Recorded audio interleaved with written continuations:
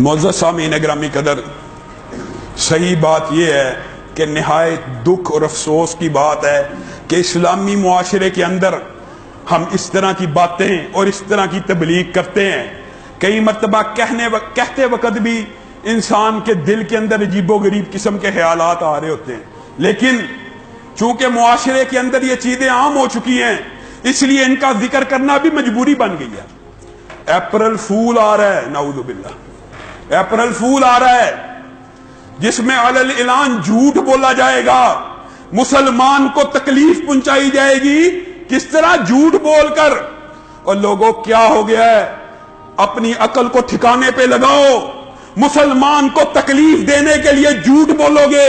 نبی کریم صلی اللہ علیہ وسلم نے فرمایا ہلاکت ہے اس شخص کے لیے جو مسلمان کو ہنسانے کے لیے جھوٹ بولتا. تکلیف دینے کے لیے جھوٹ بولنا، بات سمجھ آ رہی ہے؟ نبی کریم نے کہا ہے جو بندہ مسلمانوں کو ہنسانے کے لیے، ہلاکت ہے، بربادی ہے، ہلاکت کے گھڑے کے اندر ہے، جہنم کی ویل نامی گھاٹی میں ہے وہ شخص جو ہنسانے کے لیے جھوٹ بولتا ہے. اس وقت تک بندہ مومن نہیں ہو سکتا جب تک ہنسی مذاق میں بھی جھوٹ نہ چھوڑ دے. لوگوں یہ کیا بات ہے؟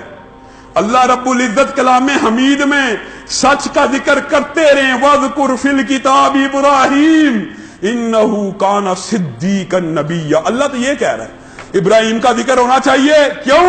کیونکہ وہ ایک سچا نبی ہے. وَاذْكُرْ فِي الْكِتَابِ ادریس کا ذکر ہونا چاہیے. إِنَّهُ كَانَ صِدِّيقًا نَبِيًّا، وہ سچا نبی ہے. وَاذْكُرْ فِي الْكِتَابِ إِسْمَاعِيلَ إِنَّهُ كَانَ صَادِقَ الْوَعْدِ وَكَانَ رَسُولًا. اللہ کہہ رہا ہے، اللہ نبیوں کا ذکر کلام حمید میں کیا کہہ رہا ہے؟ یوسف ایھا الصدیق. یوسف کا ذکر کلام اللہ میں ہونا چاہیے. کس وجہ سے؟ وہ ایک سچا نبی ہے. مریم کا ذکر کلام اللہ میں ہونا چاہیے.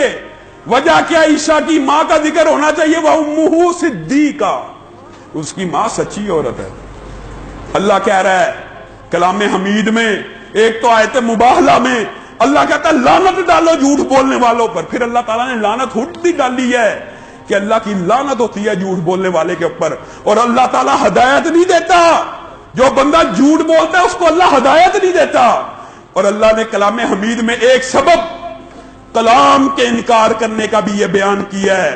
اللہ کی کتاب کا انکار وہی لوگ کرتے ہیں جو جھوٹے ہوتے ہیں. جھوٹ بولنا کوئی چھوٹا عیب نہیں ہے، ہر مسلمان میں عام ہے. صرف جھوٹ بولنے سے مسلمان کے منہ سے ایسی بدبو نکلتی ہے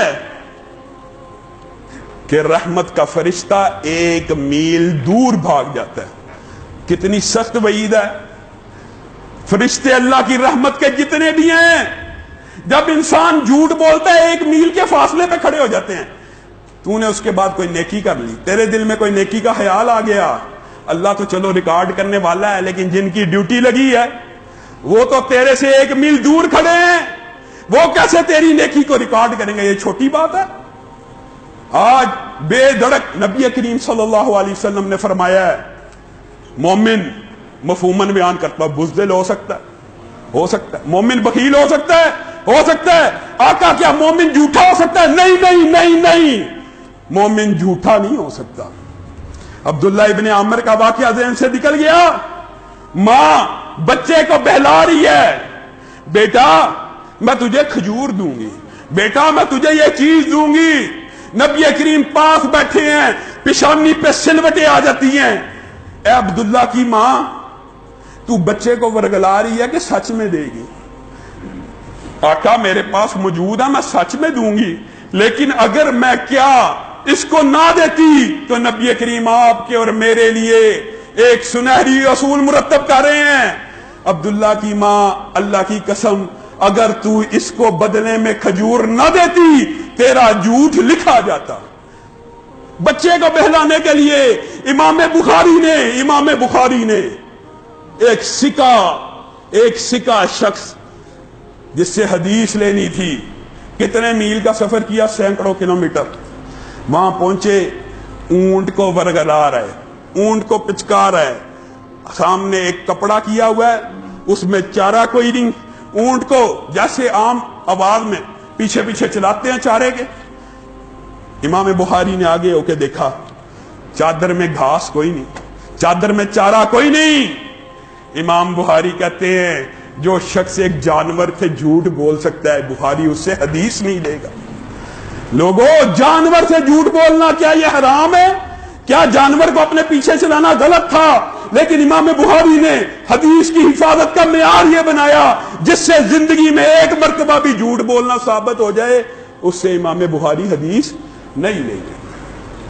آج ہمارے حوصلے بڑے ہوئے ہیں, اسی پر بس ہوتا نا تو بات مکمل تھی, لیکن نبی کریم صلی اللہ علیہ وسلم نے آپ کو اور مجھے ایک رہنما اصول دیا. کیا؟ صرف اس حدیث کے اوپر غور کیجئے. آپ کسی کے گھر مہمان جائیں, مہمان جاتا ہے انسان تکلف میں ہوتا ہے, میزبان ہے, اس نے طرح طرح کی ڈشیں آپ کے سامنے رکھی ہوئی ہیں. صحابہ نے نبی کریم سے پوچھا ہے یہ خود وجہ, نبی کریم جب جھوٹ کے خلاف تبلیغ کیا کرتے صحابہ کے دل ڈر جاتے, خود پوچھتے. نبی کریم سے پوچھا کیا آقا ایسا ہو سکتا ہے کہ ایک بندہ کوئی کھانا پیش کرے, انسان کے دل میں حاجت بھی ہو؟ کیا مطلب؟ ایک میزبان نے بہت سے فروٹ ہے, مثال دے رہا ہوں, آم آیا ہے, آم پیش کر رہا ہے اور سامنے بیٹھا ہوا مہمان تکلفاً کہتا ہے مجھے حاجت نہیں ہے. نبی کریم سے پوچھا اگر دل کے کہیں گوشے کے اندر حاجت موجود ہو اور تکلف سے انسان کہہ دے مجھے حاجت نہیں ہے, اس کا کیا حکم ہے؟ تو نبی کریم صلی اللہ علیہ وسلم نے فرمایا اللہ کی قسم تیرا یہ جھوٹ لکھا جائے گا, تیرا یہ جھوٹ لکھا جائے گا. تکلف کے اندر بھی انسان اگر یہ بات کہہ دے مجھے تمنا نہیں, مجھے حاجت نہیں, تو یہ جھوٹ لکھا جائے گا. اور تو 1 اپریل کو مسلمان کو اذیت دینے کے لیے, مسلمان کو تکلیف دینے کے لیے اس کو فون کر کے جھوٹی خبر سنائے فلاں کا ایکسیڈنٹ ہو گیا, نعوذ باللہ, تیرا شمار جھوٹوں کی بڑی اعلیٰ قسم میں سے. اور نبی کریم صلی اللہ علیہ وسلم نے واضح طور پہ کہہ دیا ہے, یاد رکھیے یہ حدیث بعض لوگ ایسے بیان کرتے ہیں تو لوگ اس کی سنگینی کا اندازہ ہی نہیں کرتے. منافق اصلاً جو منافق ہوتا ہے نا, اصلاً منافق وہ دائرہ اسلام سے خارج ہوتا ہے. کیوں؟ اس نے صرف اوپر سے اسلام قبول کیا ہوتا ہے. عبداللہ ابن ابی کا واقعہ آپ سب کو پتہ ہے. نبی کریم صلی اللہ علیہ وسلم نے فرمایا منافق کی بھی صرف 3 ہی نشانیاں ہوتی ہیں, بعض روایات میں 4 اور 5 اکٹھی کی جائے, لیکن بنیادی نشانیاں کیا ہیں؟ جب بات کرتا ہے تو کیا کرتا ہے؟ جھوٹ بولتا ہے. جب وعدہ کرتا ہے تو کیا کرتا ہے؟ توڑ دیتا ہے. جب امانت رکھی جاتی ہے تو کیا کرتا ہے؟ خیانت کرتا ہے. تینوں باتوں کے اوپر غور کر لو, تینوں میں زبان کا پاس نہیں رکھتا. مفہوم یہ تینوں باتوں میں, عہد شکنی میں بھی زبان کا پاس نہیں, جھوٹ میں بھی زبان کا پاس نہیں, امانت میں خیانت میں بھی جھوٹ ہے, امانت لی زبان دی, بعد میں زبان کا احساس کوئی نہ کیا. لیکن آج ہم میں ہر گورے کا تہوار, جو بھی تہوار آ جائے, چاہے فاشی اور یعنی سے بھرا ہوا ویلنٹائن ڈے ہو, چاہے اپریل فول ہو, اور تو اور